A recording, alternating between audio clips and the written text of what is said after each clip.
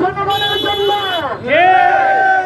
আমরা সরকারকে কঠিনভাবে বলে দিতে চাই, শক্তভাবে বলে দিতে চাই, জুলাই সনদ নিয়ে গণভোট নিয়ে তালবাহানা এদেশের মানুষ মানবে না, মানবে না, মানবে না।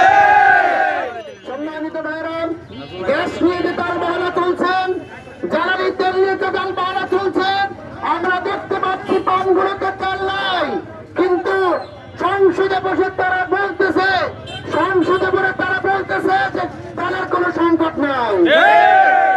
আওয়ামী লীগ সরকার যেভাবে বলতো তারা ঠিক একইবার বলা শুরু করেছে। আমরা সাবধান করতে চাই, আওয়ামী লীগের মতো পরিণত যাতে আপনাদের না হয়।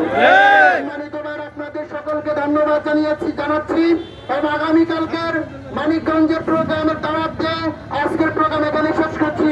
আসসালামু আলাইকুম ওয়া রাহমাতুল্লাহি ওয়া বারাকাতুহু।